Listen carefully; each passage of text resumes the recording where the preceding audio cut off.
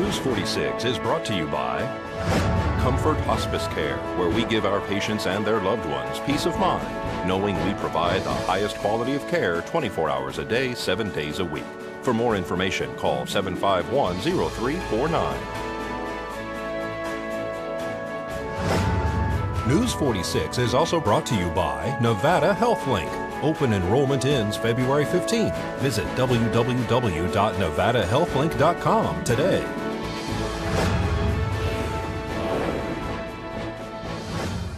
Tonight on News 46, the county manager gives an update on the budget. A fire destroys a home on Scales Way, and Pink Zebra is having a fundraiser for Food for Thought. News 46 starts now. You're watching KPVM News 46 with Deanna O'Donnell.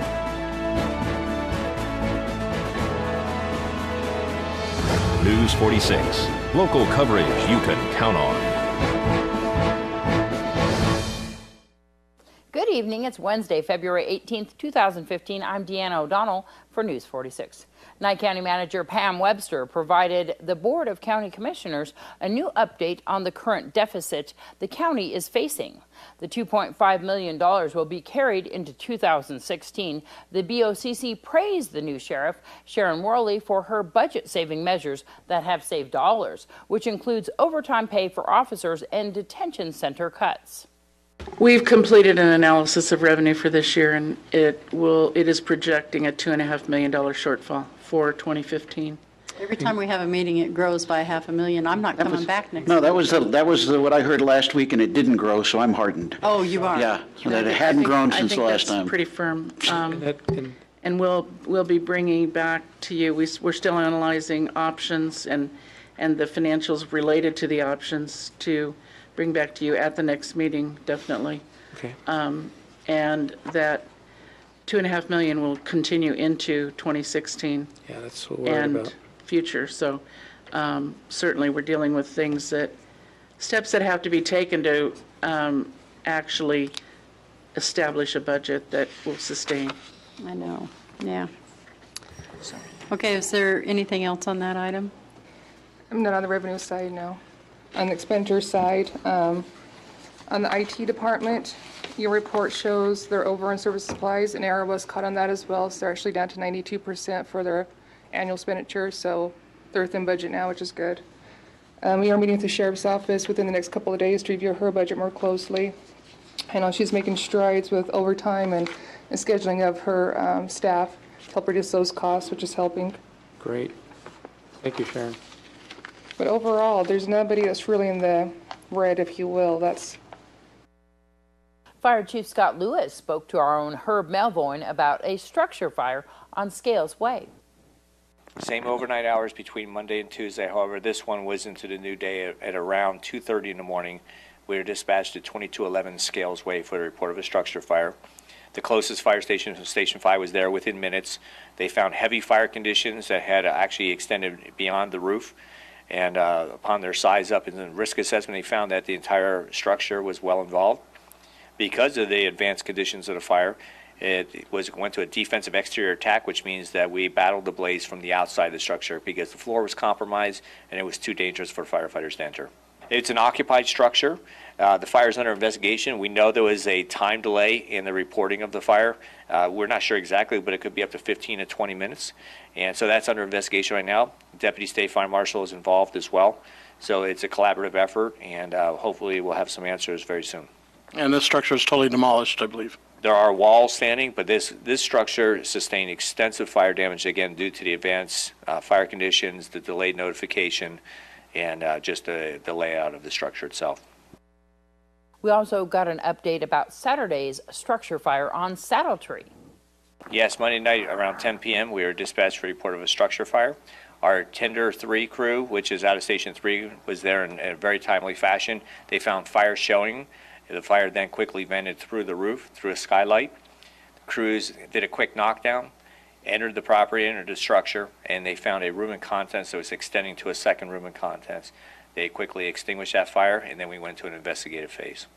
There was a occupant of that structure that had entered. They were away for a period of time, had come back to the structure, entered through the rear door, and found the fire conditions. So at some point in time, there was a call made to 911, which then dispatched us. Was the structure totally demolished? No, we held the fire to a room and contents, but there was heat throughout certain portions of the structure, but the fire damage itself was held to one room. And after this break, we'll have your entertainment this week and Desert View Hospital health tip.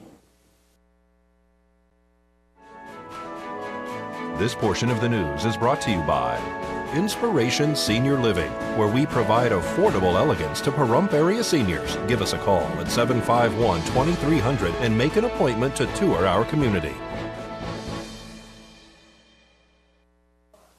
An apparent image of 48-year-old Cindy Crawford in lingerie is stirring discussion about what real women look like. The image shows the model unretouched. The practice of photo retouching in fashion publication renders most models completely free of blemishes or imperfections to the point of being unrealistic. But this photo of Crawford bearing her sun-kissed torso is drawing praise for showing her in a realistic light. It's not easy to squeeze 40 years of show into one anniversary special, but Saturday Night Live gave it a go on Sunday night. From the Jimmy Fallon, Justin Timberlake opening to the return of Eddie Murphy and musical performances by the likes of lightning rod artist Kanye West and Miley Cyrus. It was an evening of mockery and fond remembrances for the SNL 40th anniversary special. The 40th anniversary was preceded by VH1's 23 Days of SNL's Rewind, which sought to air all episodes backwards from 2015 to 1975. A shocking video shows the rapper and guitarist Afro Man playing his guitar Tuesday at a concert in Biloxi, Mississippi, when he whirls around and apparently slugs a woman who was dancing on stage behind him. After she goes down, he continues to play. The Biloxi Police Department have arrested Mr. Joseph Edgar Foreman, who performs under the stage name Afro Man. He's facing charges of assault. The performer apologized for the incident and said that he's enrolling in an anxiety foundation. Afroman had a hit in 2000 called Because I Got High. Leslie Gore, whose #1 hit It's My Party kicked off a successful singing career while she was still in high school. She has died from cancer. She was 68 years old. Gore, born Leslie Sue Goldstein, had just turned 17 when It's My Party, produced by Quincy Jones, topped the charts in June of 1963. The song about a girl whose party is ruined when she catches her boyfriend Johnny with a rival became a pop classic. Its catchy chorus often imitated. Gore also had hits with follow-ups Judy's Turn to Cry and She's a Fool, also You Don't Own Me. I'm Deanna O'Donnell. That's your entertainment this week. This health tip is brought to you by Desert View Hospital and Mountain Valley Physicians Group. Don't put your health on hold. We have time for you. Call us to schedule your appointment. 775-751-7100. When a patient is diagnosed with pneumonia, doctors commonly use azithromycin to treat the infection. However, some studies suggest the antibiotic has been associated with an increased risk of heart problems. Since this is something that we commonly use for pneumonia, we wanted to see whether or not this was also true for patients with pneumonia who get this antibiotic. Dr. Eric Mortensen from the Dallas VA Medical Center and co-authors examined the outcomes of nearly 65,000 veterans over the age of 65. The patients were all treated for pneumonia at VA hospitals across the country. Approximately half had received antibiotics, including azithromycin, and then half had received other types of antibiotics that we can use for pneumonia. Researchers studied survival rates of these patients during a 10-year period, and also whether they experienced heart attacks, heart failure, or abnormal heart rhythms. Patients who had received azithromycin had a small increase in the number of heart attacks, however, had much better survival than patients who did not receive azithromycin. For every one heart attack that did not lead to death, that it actually saved 7 lives when patients with pneumonia received azithromycin. Catherine Dolph, The JAMA Report. Researchers also say there was no increased risk of heart failure or irregular heartbeat in patients receiving the azithromycin. On Sunday at approximately 3 a.m., deputies were called to the Ponderosa Dairy in Amargosa for a report of a fire. Upon arriving, Nye County Sheriff's Office deputies discovered that one of the barns was on fire. Police identified that the fire was caused by fireworks being set off in the area. Amargosa Fire and Nye County Emergency Services Station 51 responded and put out the blaze. The investigation is ongoing, and deputies are asking that anyone who knows anything about this incident to please contact the Nye County Sheriff's Office at 751-7000. Barbara Johnston is an independent consultant for Pink Zebra. She's helping host a fundraiser that benefits Food for Thought, which helps provide kids who are less fortunate with much needed food over the weekend. Pink Zebra is a direct market sales company, fairly new to the USA. It is soy sprinkles, as you can see.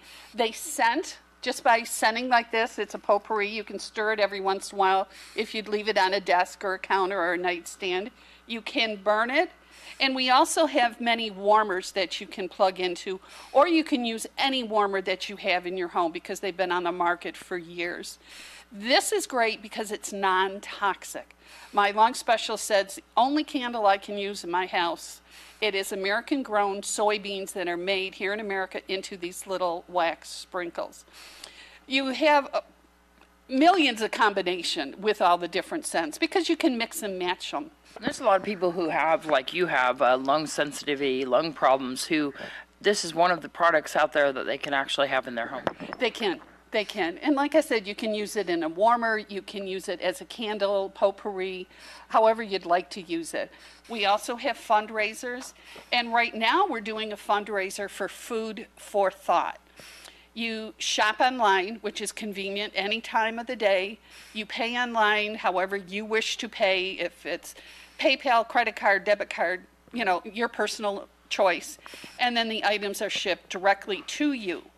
You use a party number, and that party, like this one that we have going now, is for Food for Thought, and they'll get between 20 and 30% depending on the volume of their sales. And that's where we're going with this, is we want to do some fundraisers. You can use Pink Zebra for this. If people would like to be identified as a organization that you can use for a fundraiser, they can contact you. But right now we're going to do Food for Thought. So how do people get involved? All right, you can call me for details. It's 775-751-5356, or you can go online to pinkzebrahome.com and you enter the party number 55590, and then all the credits, and anyone across the United States can order, and our Food for Thought here in Pahrump will get the credit.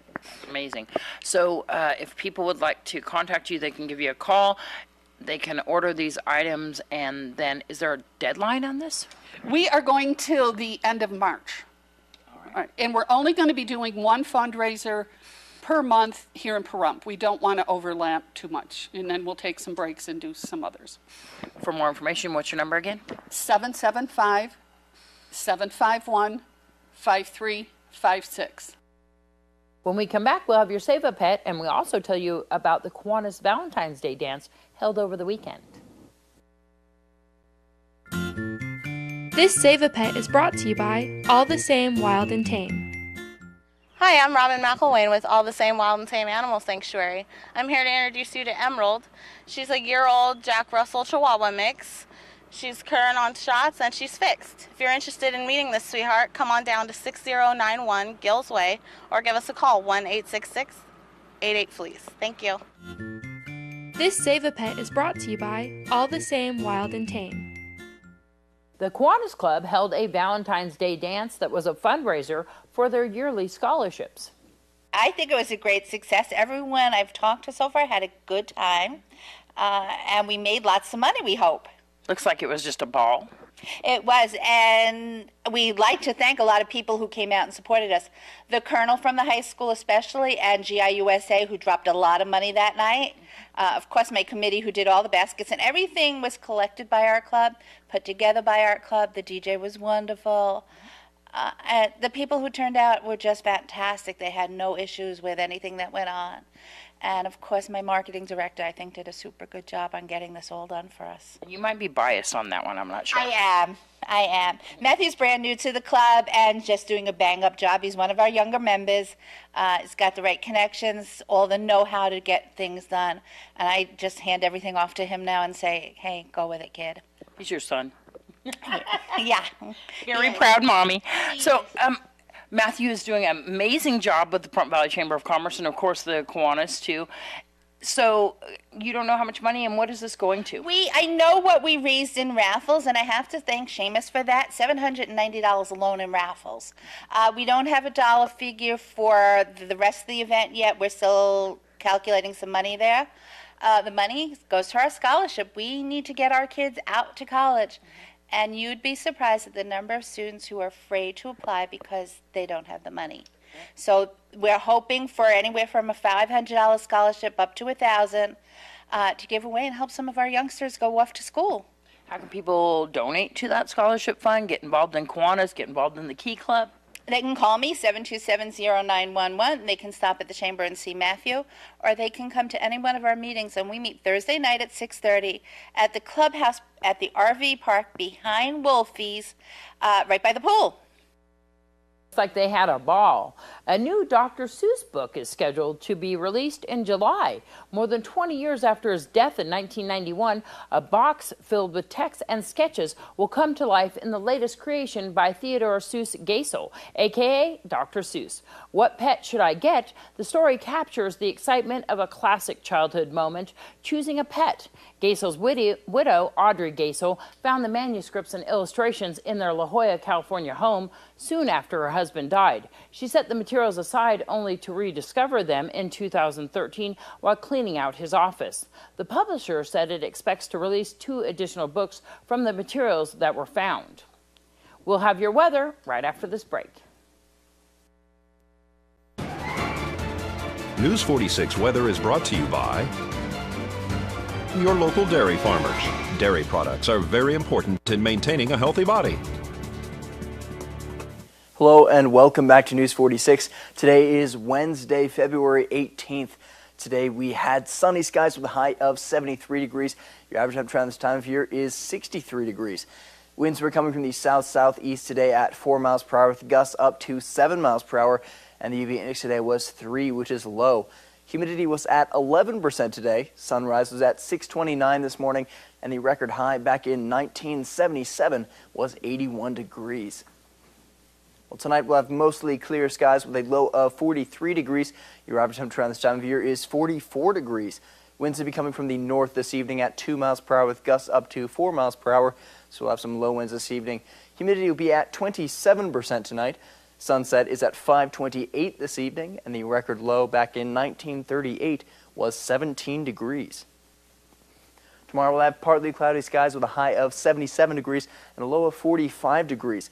Winds will be coming from the south-southwest tomorrow at 5 miles per hour with the gusts up to 9 miles per hour. Humidity will be at 16%. Sunrise will be at 6:28 tomorrow morning, and the UV index will be 4, which is low. For our 7-day forecast, again, we'll have partly cloudy skies tomorrow. Looks like we'll have a couple of sunny days outside. Some clouds should be rolling in around Sunday, and they'll be sticking around until about Wednesday. We should have sunny skies then. Your high temperatures will be starting off in the high 70s. That'll be dropping down into the low 60s early next week and working its way back up into the low 70s around mid-next week. And then your low temperatures will be starting off in the mid-40s. That'll be going down to about 39 degrees on Saturday, and that low temperature will be pretty constant as we head into the next week. It might be going back up into the low 40s around next Wednesday. Thanks so much, Noah. And that's going to do it for this edition of News 46. I do want to tell everybody out there on our 95.9 KACE Country Radio, if you would like to get free TV, you can do so. Even if you have satellite, you can watch KPVM-TV, and we have 4 digital channels for free. All you need to do is give us a call here at the station, 727-9400. Extension 203 is Vern's number, and he'll tell you all about that. That's 727-9400, extension 203. To get your 4 free digital channels, there's all sorts of other over-the-air channels that you can get too. And to do that, you're just going to simply rescan your TV and shut off the box on top of it. If you have problems, give us a call here at the station, or you can even call Rod's TV at 727-9395. And we'll see you guys back here tomorrow night, and have a wonderful evening.